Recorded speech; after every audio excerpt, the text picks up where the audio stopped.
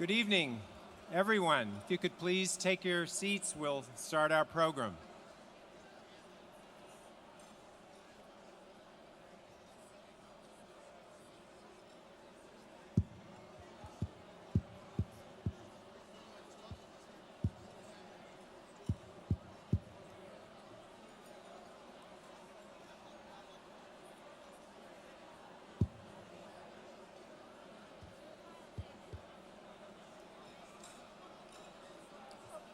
We're running just a little bit late tonight, so if everyone could please take your seats.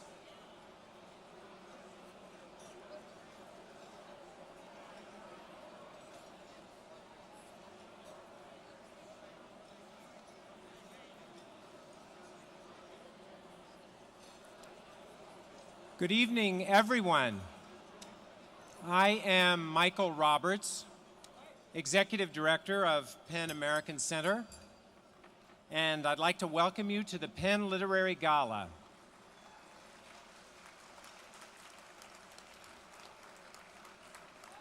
This year's Gala inaugurates the second annual PEN World Voices Festival. For 6 days next week, 137 writers from 41 countries will converge on New York for an unprecedented international exchange of ideas. Our theme, faith and reason. The festival represents PEN's conviction that in a global era, ideas need to travel across borders and among cultures as easily and quickly as more mundane commodities already do. And that global conversation needs to be in two directions, with America listening as well as talking. Please take home the festival guides that you'll find on your way out and join us next week for a fascinating week of discussion. One thing people are talking a lot about lately is how Americans are working harder than ever. Our national obsession with work and the pressure it puts on other economies to become more productive may be one of our least welcome ideas for export. And yet millions of people remain eager to come to this country to make their lives here. An example is our next speaker. Along with our other chairs, she's worked tirelessly for the last 12 months on PEN's behalf, while also starting what promises to be a fascinating new book about Princess Diana and the impact of celebrity on our culture. And I'm happy to announce that last week, Tina Brown took time out for her naturalization hearing to become an American citizen. Welcome, please, PEN's favorite new American, our Gala co-chair, Tina Brown.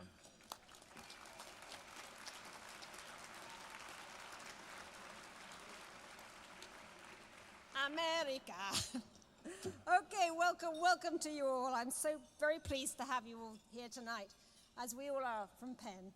And it's true that I have passed the Jeopardy quiz for my knowledge of the US Constitution, but there is still time for them to find that I'm maybe a distant relation of Benedict Arnold, or that maybe something I wrote in the Post has offended somebody, but heaven forbid that happens, but I haven't yet taken the pledge, so I won't wave the flag just yet, except, of course, for Michael Roberts, who leads our coalition for this benefit with such efficiency and grace. Please applaud Michael. Go away. And please also applaud my fellow chairs, Larry Kirschbaum, Virginia Mailman, our two vice chairs, Christine Schwartzman and Annette Tappert, and our honorary chair, Tony Goodell. Please all stand and be acknowledged.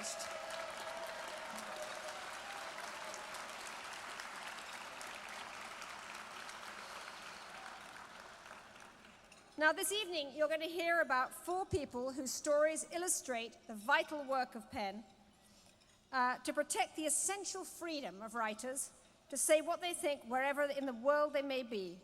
The freedom that flowered at the birth of America, freedom we can never take for granted. And it's a pretty special award ceremony tonight, because the very people that we're here to honor this evening find it difficult, if not impossible, to be here. And yet the very act of bestowing the awards sometimes confers its own power, and that's exactly what has happened in just the past 48 hours, as you're going to see later on in the program. The awards movie tonight was created for us by ABC News, Anne Reynolds, for which many thanks as well to David Weston, who's here. And the show will be run by a superb maestro of ceremonies, ABC News anchor and correspondent, the incomparable Diane Sawyer. Where is she?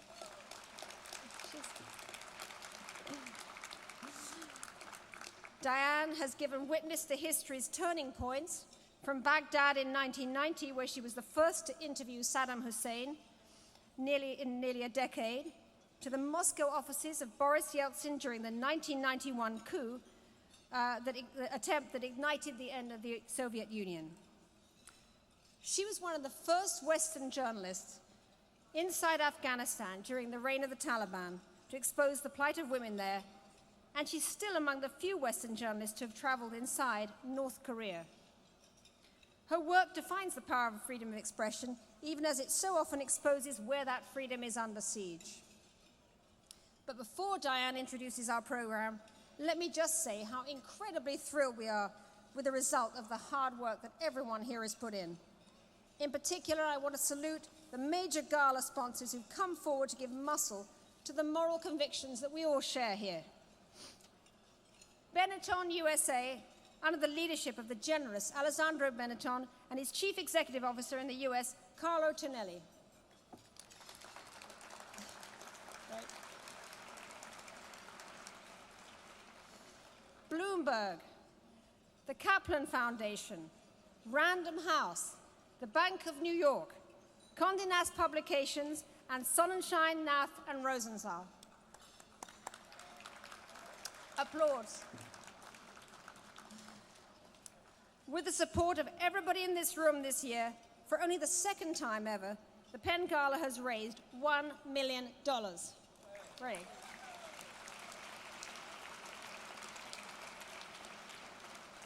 That's $1 million that will go to promote international understanding through literature and defend free expression as a basic human right. Thank you, all of you, and now it's over to Diane Sawyer.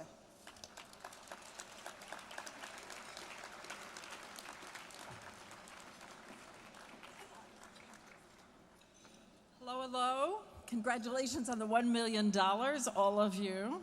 Thank you for letting me be here. I like staying up with the grown-ups sometimes, some nights.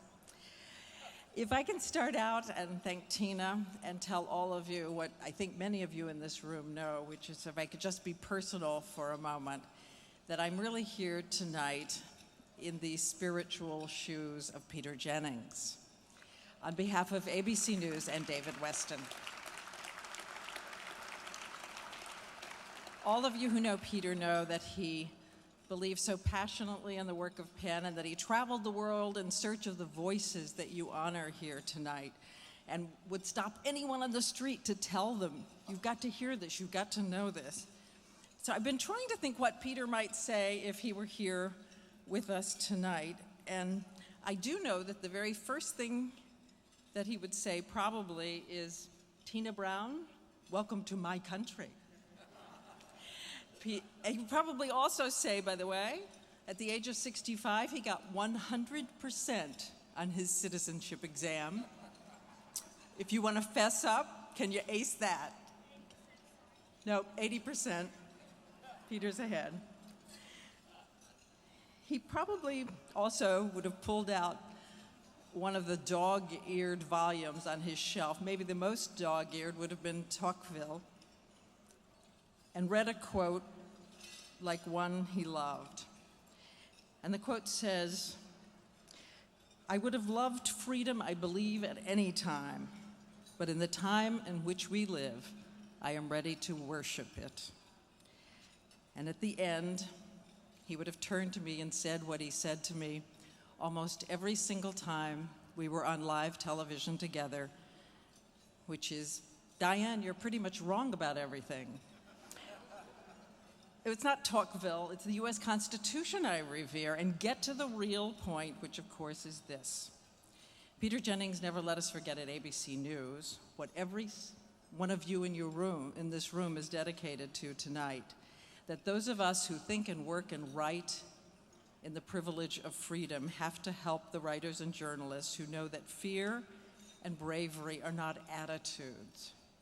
Fear is what you live in the racing heartbeat of every moment of every day. Fear is what you live when every time the door rattles, your heart stops. Every time the phone rings, every time a judge hands down another grotesque verdict, and God forbid, every time your child is mysteriously out of your sight.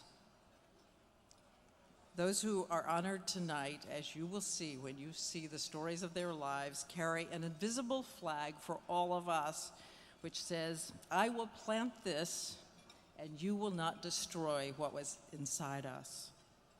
Asking only, like Anna Akhmatova, that there be a foreign sky sometimes protecting her, that no strangers fail to shield with their wings her face. So thank God for Penn. And I think a lot of people in the room forget that Penn is out there every single day battling the Goliaths. Just one quick story about what Penn is doing right now, tonight.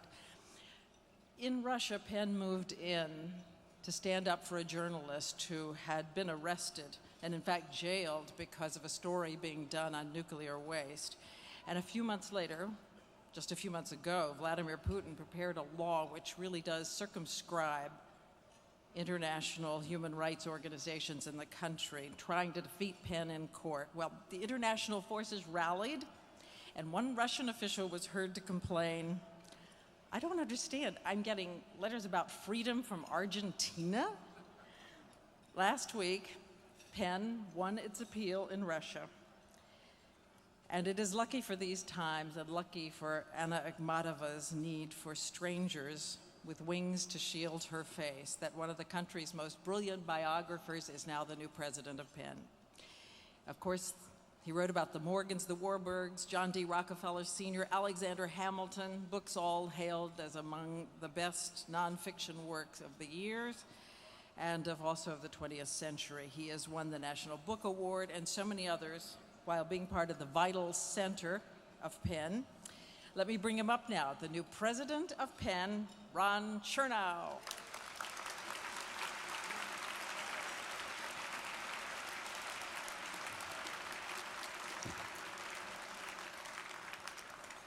Thank you, Diane. I have a nagging suspicion that my life just peaked.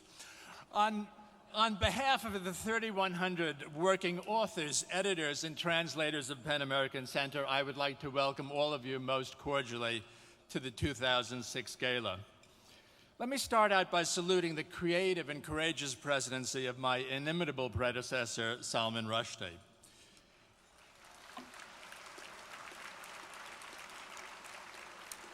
During Salman's tenure, he presided over two momentous innovations at Penn.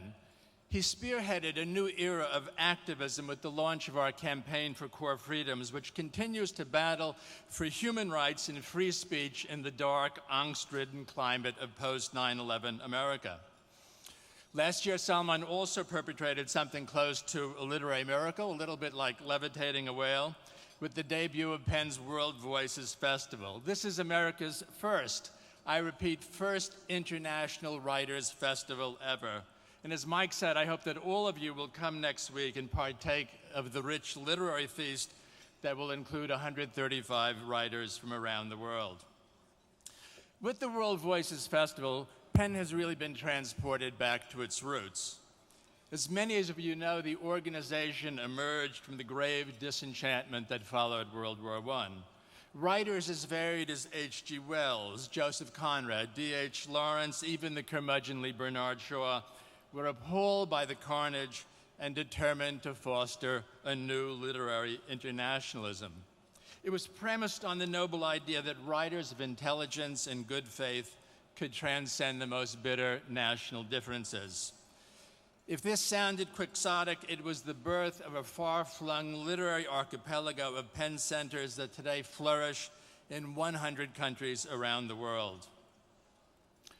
Today, I must say, our task has grown far more complex. As tonight's award ceremony will abundantly show, tyrants still delight in persecuting outspoken writers. But at least these autocrats have definite addresses when pen comes calling. Now, in addition to the abuses of the old nation state, we're dealing with the menacing new rage of the powerless. This is the censorship of the crowd, the absolutist fantasies of the fanatic and the madman, often fanned by the cynical manipulations of those in power. As seen most graphically in the Danish cartoon controversy, these self-appointed apostles of truth and light can cast a chill far beyond their distant borders. We have few effective mechanisms to curb this threat, which can spawn the most insidious form of censorship of all, that practiced in the privacy of our own minds. While recognizing the need for civility, we must also recognize that free expression, however reluctantly, must rush to the defense of the provocative, the offensive, and yes, even the tasteless.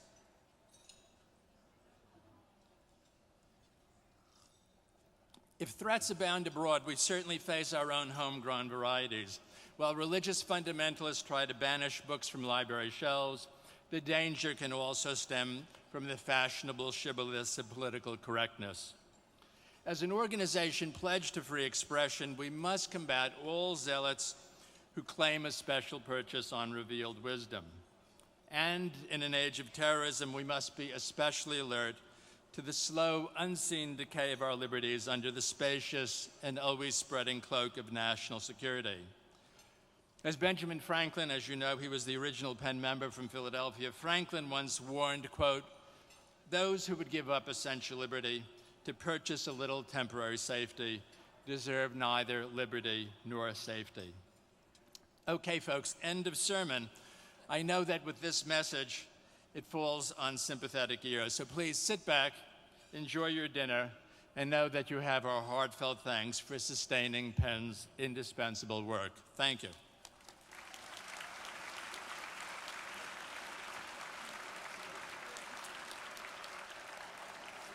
Ron's right. Enjoy your dinner. And after dinner, in about half an hour, 4 lives that say everything about why we're here tonight.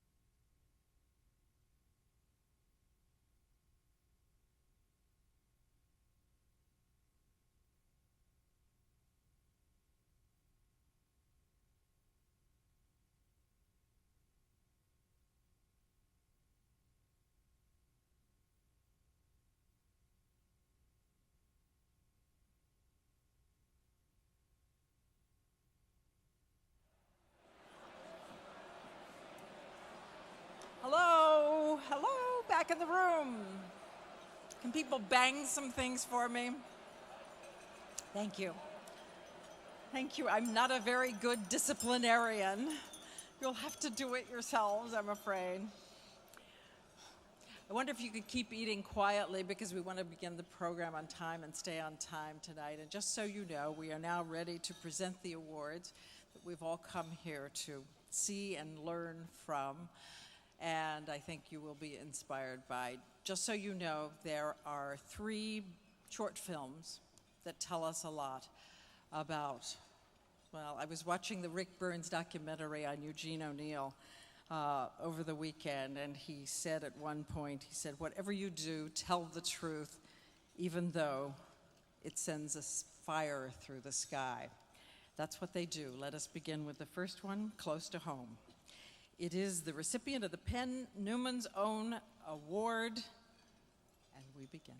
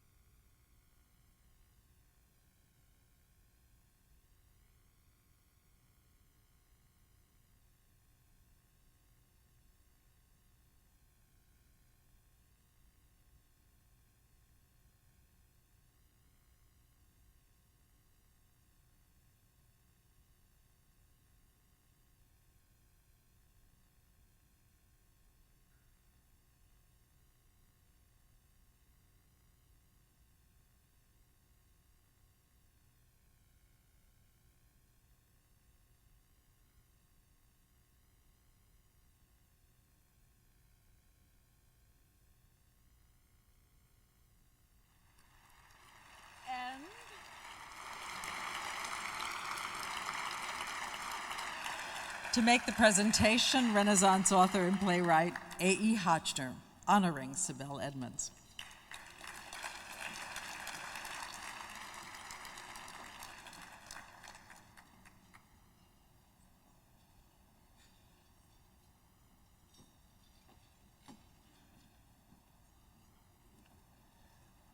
Over the course of the 14 years that we've been giving these awards, we often wonder what lasting good they do other than to honor the people that receive them. Last year, we gave the award to a woman, a librarian in a little library in Washington, who refused under the Patriot Act to tell the FBI who had taken out a certain book in the library, which was a criminal act. And she was bound by the Patriot Act not to tell anybody about it. But she did. She told everybody. She came here and told us. She went on the radio and on television. And as a result, other librarians refused to knuckle under. And last Thursday, in the New York Times, there was this headline: "Librarians win as U.S. relents on security law. The federal court ruled it wrong."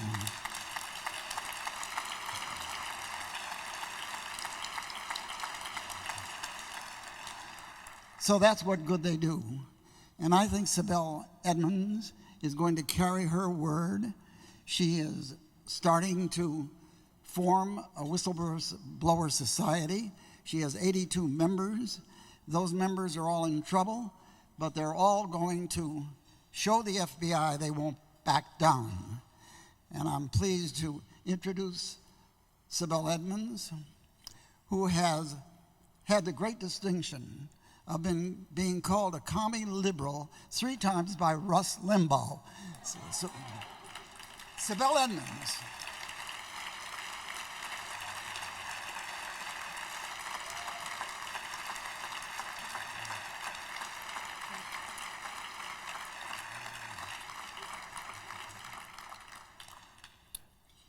Sibel, we have a room full of people here who are literary types, who never shut their mouths, who never stop their pens, and who are indebted to you for having done the same. And on their behalf, Newman and I are going to present you with this $20,000 amendment check. Thank you.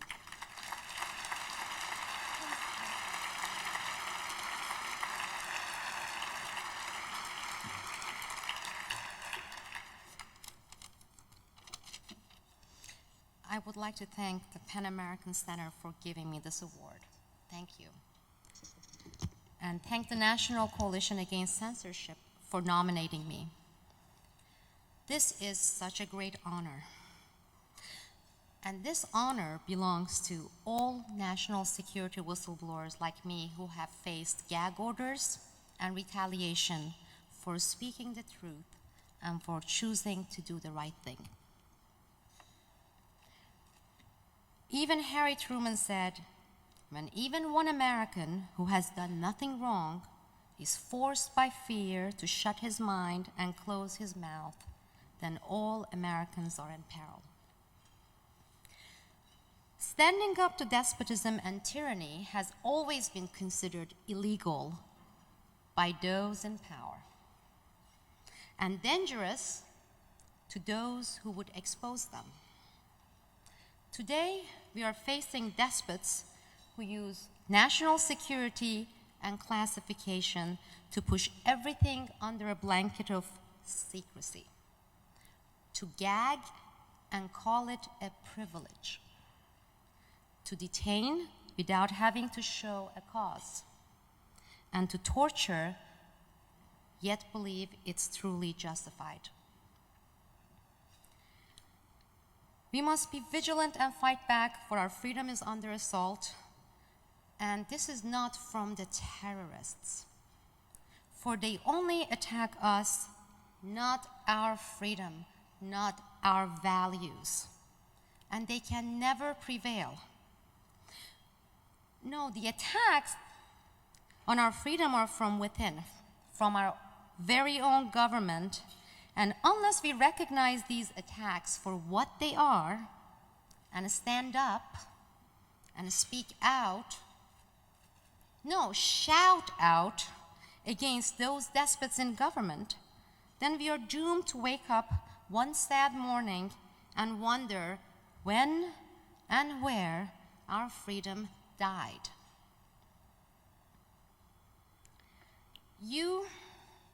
All of you here in this room this evening recognize that this is not just about one case or one whistleblower. You realize that this attack is also directed against what is known as the public's right to know. You understand that this is an attack against our most fundamental right, our freedom of speech, our First Amendment, thus our democracy. And I want to thank you for that. Thank you. Thank you.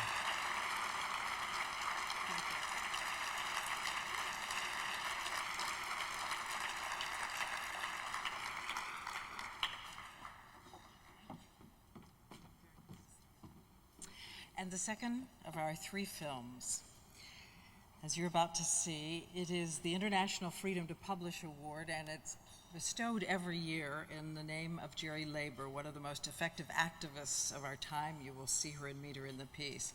This year, it goes to a very determined Mohammed Hashim. Meet him.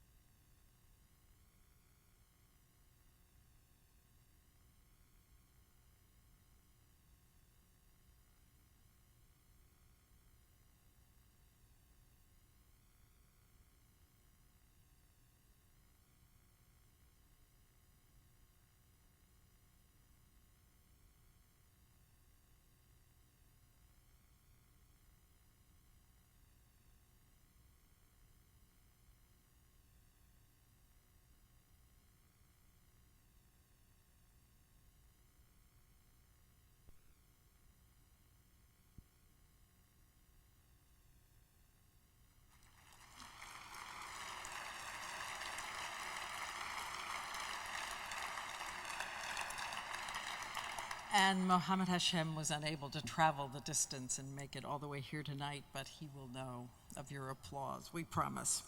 And our final tape this evening is about two different lives. They are two writers whose persecution is considered by PEN a call to arms.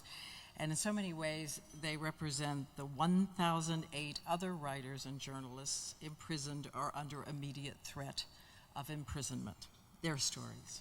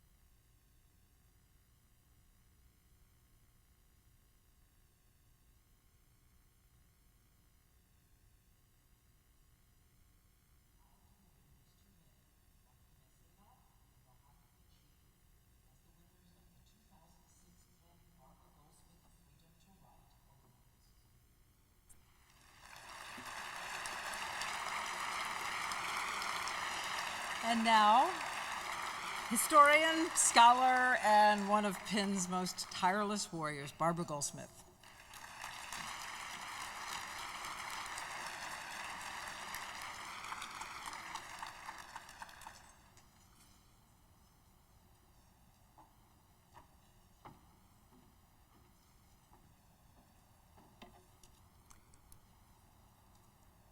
First, I'd like to read you a note we received this week from Fatia Benshikou, who's the wife of our Algerian awardee. She writes, Mohammed Benshikou just began his 23rd month behind bars, despite our ceaseless battle to obtain his freedom. But that is far from discouraging for us. We firmly believe that our battle has helped prevent the Algerian authorities from going even further in their plan to destroy press freedom in our country. The Penn Barbara Goldsmith Freedom to Write Awards honors not only Mohammed Benshikou's sacrifices, but also his colleagues' daily struggle to live and write with dignity and to disseminate information. On behalf of all my compatriots involved in the battle for freedom of the press in Algeria, as well as those abroad who support all our struggles, I express my profound gratitude. Mrs. Benshikou's note highlights the importance of these awards. You can read more about them in your program. We're turning that glaring spotlight of international attention on the injustice and inhumanity towards writers and publishers of conscience. As a result, we hope to shame governments into releasing those unjustly imprisoned or tortured or under constant surveillance.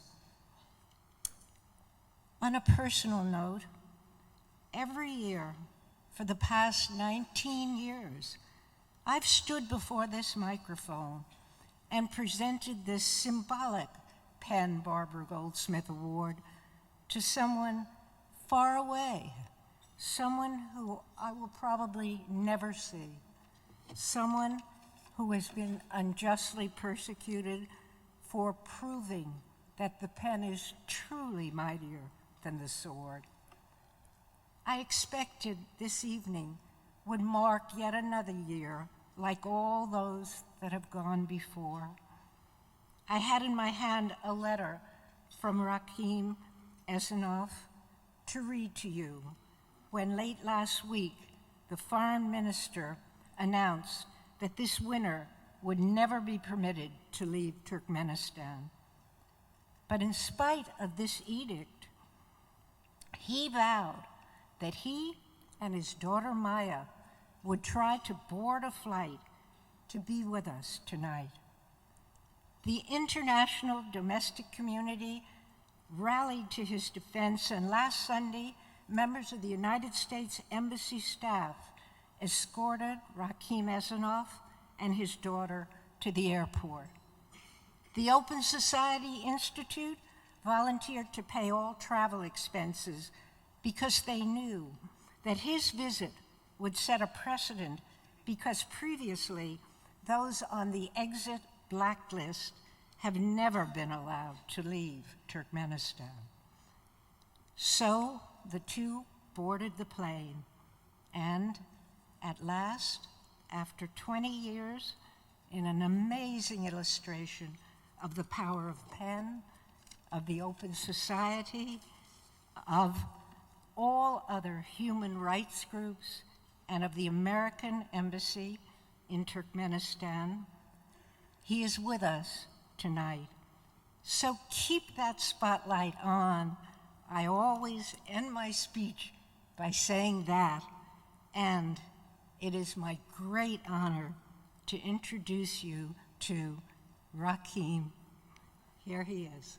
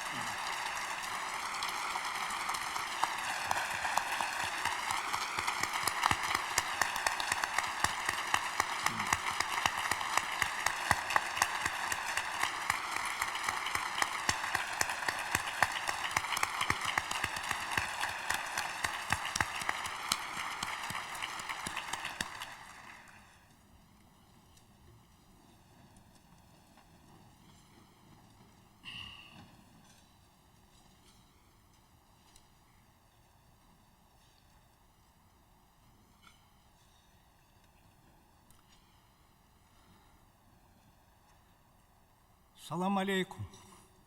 Мир вам. Дорогие друзья, уважаемые собратья по Перу, Salam alaikum, mir unto all peace to all of you.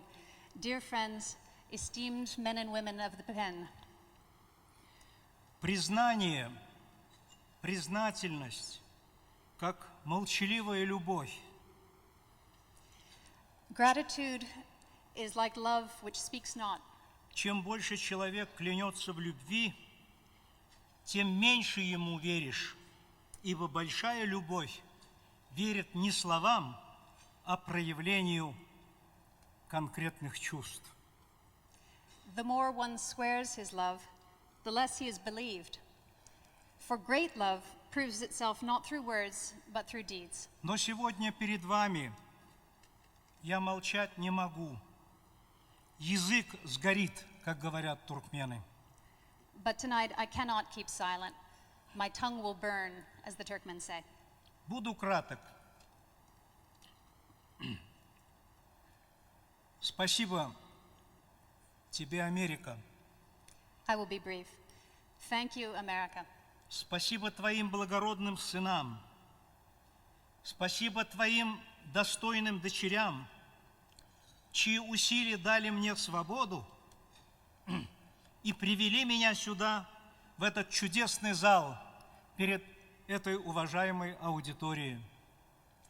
Thank you to your noble sons and to your worthy daughters, whose efforts gave me freedom and brought me tonight to this wonderful hall in front of a wonderful audience. Это очень благородно, гуманно, бороться за тех, кого ты не знаешь, видя в нем прежде всего человека. It is very noble and humane to fight for someone you don't know and to see them as a human being. Мне хотелось бы назвать всех поименно. Хотелось бы обнять всех 3100 членов пен-клуба и многих других, кто жил чужой болью, чужим страданием. Would that I could mention everyone by name, and would that I could embrace all 3,100 members of Pan American Center И я мысленно who have experienced another's pain and another's suffering. обнимаю вас. Да светится имя Твое, говорится в Евангелии. Перефразируя, скажу, да светятся ваши имена, дорогие друзья. Спасибо вам большое. In my heart, I embrace you. In the Gospels, it says, "Hallowed be thy name." And I say to you, hallowed be your name, dear friends. Thank you.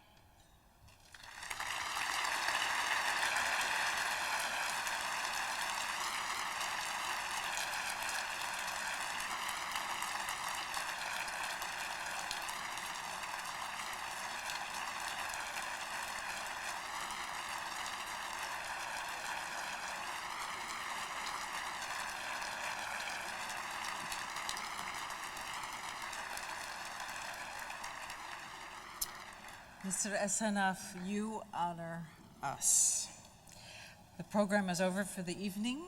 Stay at the table if you like. Dessert is on the way, and Penn has asked only that we remember tomorrow morning a lot of people will get up pick up their pens to write in fear and hope that we care. Thank you. Good night.